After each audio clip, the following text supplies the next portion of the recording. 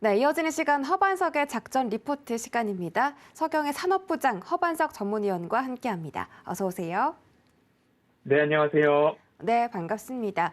이번 주는 전기전자 업종 다뤄주신다고 했는데 특별히 연말 배당주, 배당이 매력적인 종목을 또 그중에서 선정해 주신다고 하셨습니다. 이제 오늘부터 종목이 발표가 될 텐데 오늘의 종목 어떤 것일지 지금 바로 살펴보시죠.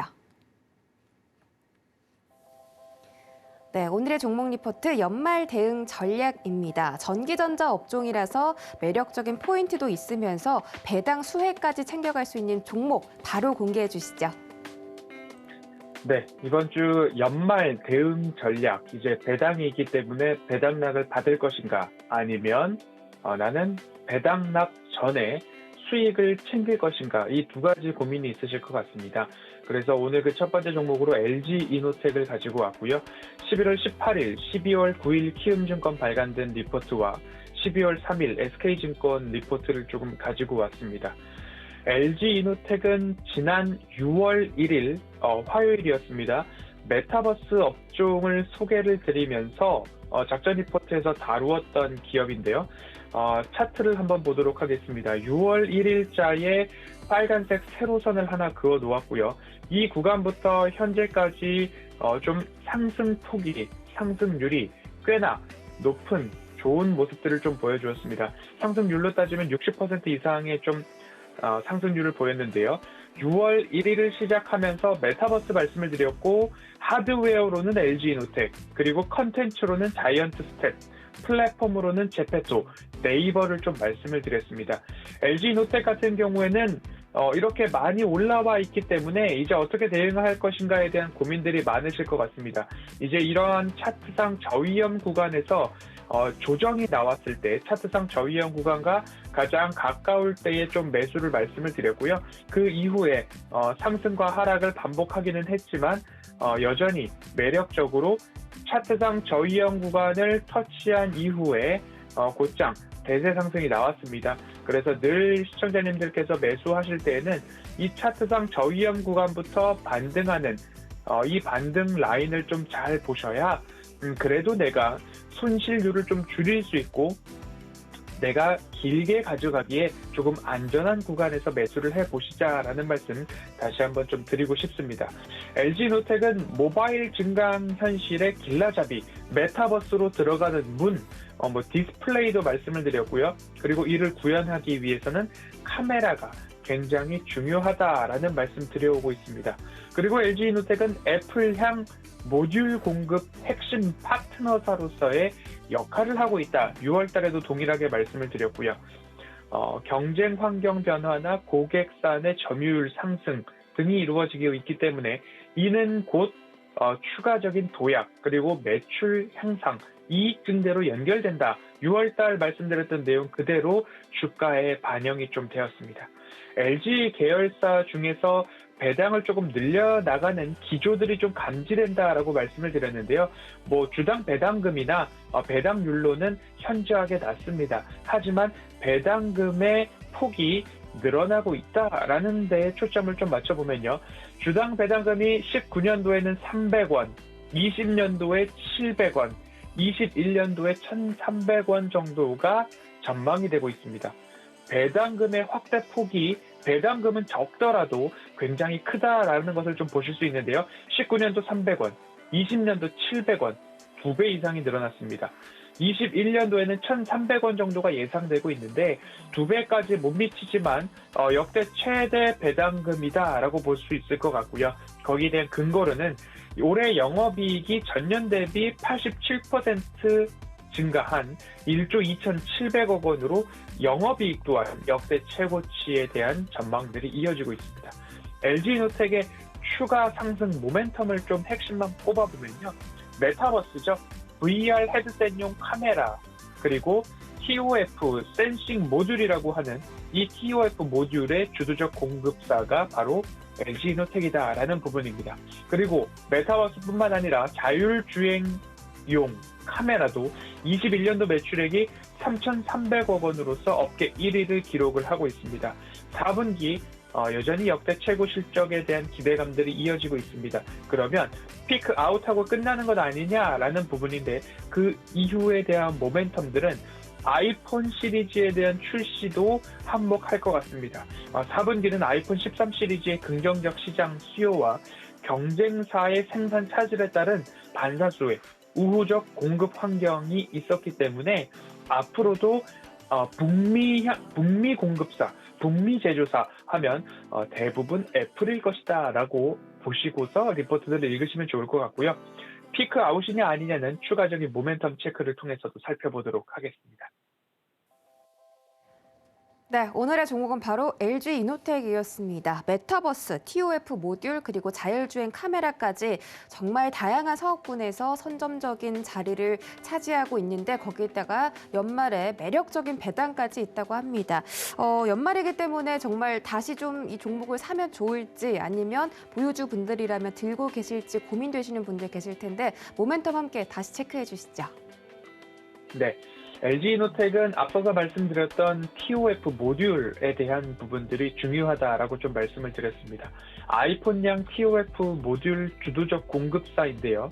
TOF 모듈은 낮은 전력 소모 그리고 조금 더 먼 거리, 장거리 인식률이 좋고 그래서 고신뢰성 또한 눈이 피로하지 않은 우리 안구에 최적화된 강점들이 있습니다. 그래서 올해 아이폰 13 시리즈 중에서 4개 모델 중에서 2개 모델에 TOF 모듈이 채용이 되었고요. LG이노텍 같은 경우에는 마이크로소프트와도 3D TOF 센싱 모듈 개발 관련해서 MOU를 체결한 기술력을 인증받았다라고 보셔도 좋을 만한 기업입니다. 그렇기 때문에 AR 글라스 분야에서도 이 TOF 모듈과 카메라 관련된 부분으로 선도적 입지를 갖고 있는 기업이 LG이노텍이다라고 보시면 좋을 것 같습니다. AR에서 핵심 기술이 TOF 3D 센싱 모듈이라고 좀 말씀을 드렸는데 그 이유는 360도 상하, 좌우, 앞뒤, 아래, 위 가릴 것 없이 모두 다 우리가 글라스나 헤드셋을 쓰고서 메타버스 환경에서 주변을 바라보았을 때 그러한 여러 가지 동작, 각도, 상하, 좌우, 앞뒤, 아래, 위 모두 다 그 변화에 증강현실을 구현을 해야 되는데 거기에 최적화되어 있는 부분들이 바로 이 TOF 3D 센싱 모듈이다라고 보시면 좋을 것 같고요. 이 애플에서는 이 센싱 모듈을 라이다 스캐너라고 명명을 했는데요. 결국 라이다 같은 경우에는 송신기에서 쏜 레이저 강선이 물체에 반사돼서 돌아오는 데까지 걸리는 시간을 기반으로 그 심도, 거리, 깊이를 측정하는데 이러한 것들이 메타버스 환경에서도 매우 다양하게 그리고 유용하게 사용이 된다. 그리고 이 라이다 같은 경우에는 익히 알듯이 자율주행에도 꼭 필수적인 요소다라고 보시면 좋을 것 같습니다. 앞으로 삼성전자와 화웨이 등에서도 지금은 인다이렉트 TOF 기술을 채택을 하고 있지만 앞으로 이 시절의 변화나 이 기술의 우위를 점했을 때 삼성전자가 LG 디스플레이를 통해서 OLED를 공급을 받겠다라는 이야기들이 더 조금 정확해지고 있는 모습입니다. 시장의 노출이 많아지고 있습니다. 그런 것들처럼 다이렉트 TOF 기술이냐, 인다이렉트 TOF 기술이냐 이 즈음에서도 혹 다이렉트 TOF 기술이 우위를 점하게 된다면 LG 이노텍은 더 독점적인 지위를 가질 수 있지 않을까라는 생각이 듭니다. 3분기 영업이익은 3,357억 원으로 직전 분기 대비는 121%, 전년 동기 대비는 210%의 호실적을 기록을 했습니다. 그중 광학 솔루션 매출이 직전 분기 대비 87%, 카메라라고 이해를 하시는 게 좋을 것 같고요. 4분기 영업이익은 추정치를 상회한 영업이익 4,357억 원을 좀 달성을 했습니다. 그리고 이어서 이 영업이익 추정치를 4,700억 원까지도 상향 전망되고 있는데 이는 직전 분기 대비 30%, 전년 동기 대비 27%의 상승이 좀 전망이 되고 있습니다. 여기서 한 단계 더 올라가서 직전 분기 대비 40%, 전년 동기 대비 38%까지 역대 최고 실적이 예고되고 있는 기업이 LG이노텍입니다. 시장 기대치를 거뜬히 넘기고 있는 모습이기 때문에 4분기 실적이 확인되는 그 시점까지는 적어도 내년 3월까지는 이 주가 훼손이 적을 것으로 좀 전망이 되고 있습니다. 그렇게 보는 핵심 포인트들 중에 하나는 결국 메타버스에서 중요해지고 있는 카메라라고 말씀을 드릴 수 있을 것 같습니다. XR 기기, 메타버스를 구현하는 진인도라고 말씀을 드렸고요. 하드웨어로는 디스플레이도 있지만 카메라 모듈 쪽으로는 LG 이노텍, 그리고 북미 제조사 내년 하반기 XR 기기를 출시할 전망입니다.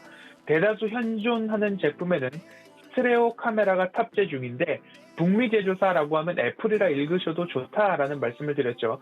여기에서는 공간 인식 완성도를 높이기 위해서 3D 센싱 모듈이 탑재된 TOF 카메라를 다수 채용할 예정입니다. 적어도 헤드셋 XR 기기 한 대당 카메라가 6대 이상 들어간다라고 합니다. 그보다 조금 가벼워지는 AR 글라스에서는 3대 내지 2대가 탑재될 전망인데 앞으로 메타버스 카메라 하면 기승전 LG 이노텍이 되지 않을까라는 생각이 듭니다.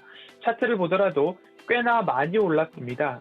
차트상 저위험 구간 저점에서 상승률이 60%, 최대치로는 70% 이상 상승한 모습인데요. 반도체, 통신용 기판 수요 좋고요. 자율주행용 그리고 메타버스 XR 기기용 광학 솔루션 모멘텀 가지고 있습니다.